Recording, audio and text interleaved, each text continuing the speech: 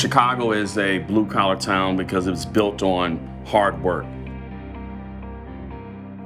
It's a big misconception about the violence and what goes on in the city. So I think it's very important for Complex to come to Chicago because it gives us like hope, you know? Chicago don't really get things like this. Chicago is definitely not LA. We're definitely not New York. I mean, Chicago's different in just so many ways. The people are different. We talk different. We have different attitudes. You know, I mean, I think you can make it here, you can make it anywhere. I'm sure you've heard that before. But those that maximize on being able to maneuver through all of the cultures and do well in there, you're gonna win.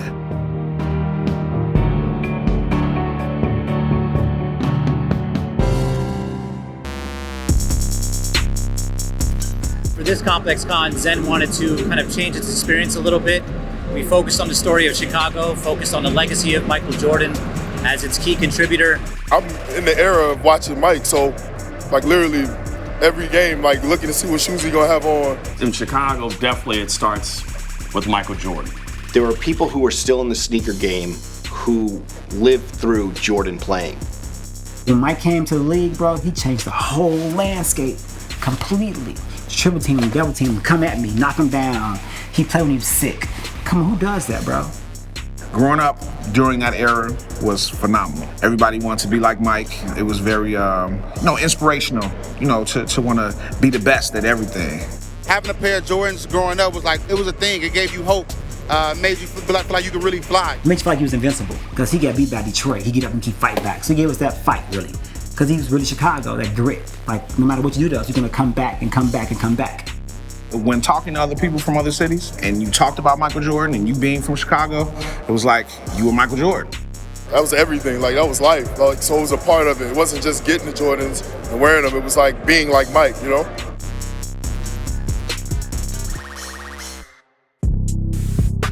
Chicago has so many touch points for sneaker culture, and the Jordan legacy of footwear has so much history for that city. Chicago might be the most important city in the world as it relates to fashion and sneaker culture, but it rarely gets that celebration. I think the sneaker culture is always evolving in Chicago.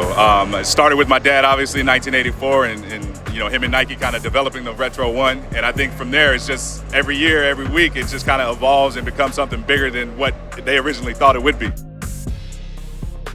Jordan culture is probably like its own little subculture too, outside of the sneaker culture. Like you have people that are definitely like Jordan fanatics, fans, but then you have people that are just into the sneakers and the freshness of it. There was no social media, the internet wasn't as big then, and so there was always a mystique around my dad and Michael Jordan. That mystique, I feel like, elevated him and the brand. Everything that my dad did on the court and in the 90s has kind of led to where we are today, and I feel like it's going to keep growing as well. Chicago changed how shoes are being released across the country because the initial Jordans were released on Wednesday, but they stopped doing that because kids were skipping school. Nobody ever thought it would be this big. I have conversations with my dad all the time about how they couldn't even foresee this, even early in the 90s. Jordan brand is the only reason I got into shoes. Here we go, ready, and action. Make the logo bigger.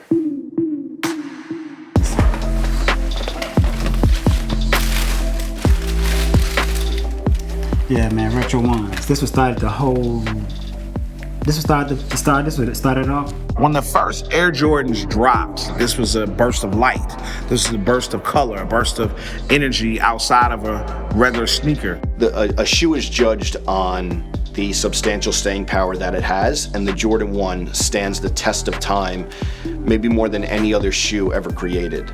There's no impact bigger. There's nothing, I don't think, in sneakers that's bigger than Jordan 1s. That's my personal humble opinion. They keep bringing it out in new, different ways just to kind of keep it going.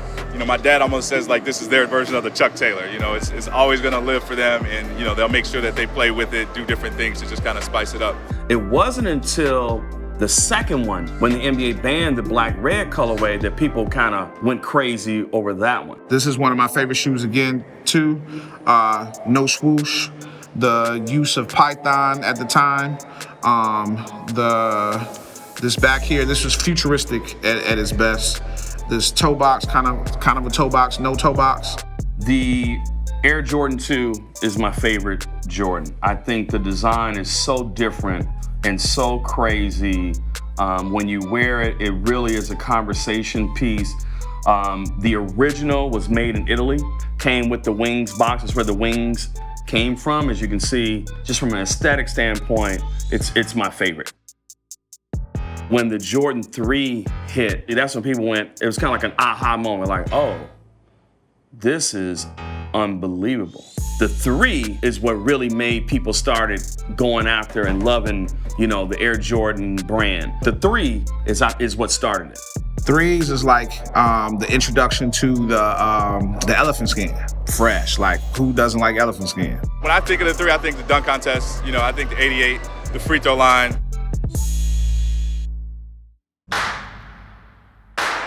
The 4 is just like mind-blowing to me. It's just all the design elements is going in, whether, you know, you've got the flight Jumpman, which is the first time, you know, we saw that. You know, you've got the Nike Air here, which a lot of people don't know, also represents Jordan hanging his tongue out. I couldn't afford them when I was younger. My mom didn't want to give them for me, you know what I'm saying? So I think I saved up my little lunch money. I bought my own pair of black joints. So every time I see it now, it just like holds back that nostalgia for me. These are iconic. They're iconic. That's probably, to me, a top 5 Jordan ever. And it's one of those Grail type of shoes. One of those shoes that you will wear forever and ever and ever. And they'll always be what they are. It's classics.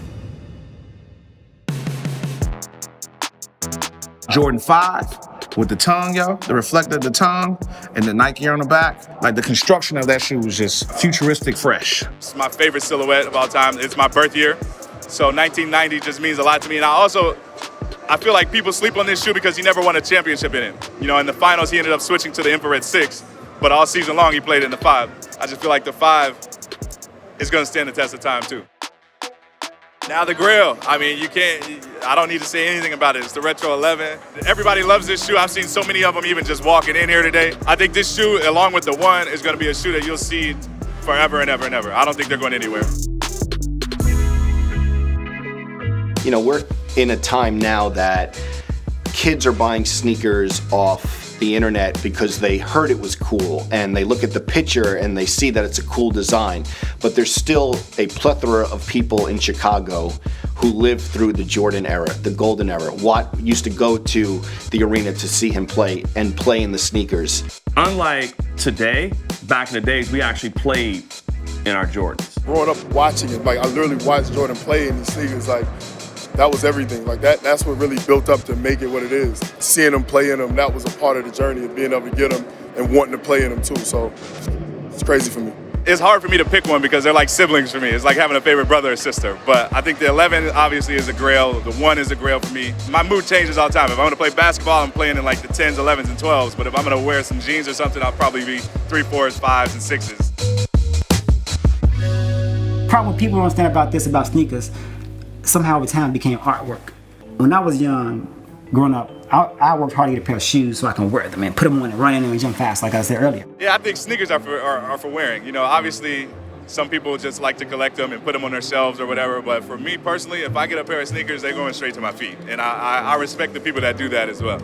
I'm about getting shoes and wearing them. Like I don't believe in getting shoes and holding them and putting them on your trophy case in a mantle in your living room. And like that's not what it is. Being able to really wear your shoes, playing basketball in your daily life, wearing them to work, whatever it may be, that's what it's all about. The shoe that you wear the most is your Grail. Now we buy them just to look at them. Now it's artwork. Now it's some pieces of career. It's beauty now, which is a dope thing. But is it fun of it gone because we make it look at art now? Think about that one. Some people see inventory. Some people see debt. To me, I see opportunity. I see opportunity in all these boxes. You know, it's hope. Somebody wants a pair. You know, it's the weirdest thing ever to me, man, like how shoes can connect the world.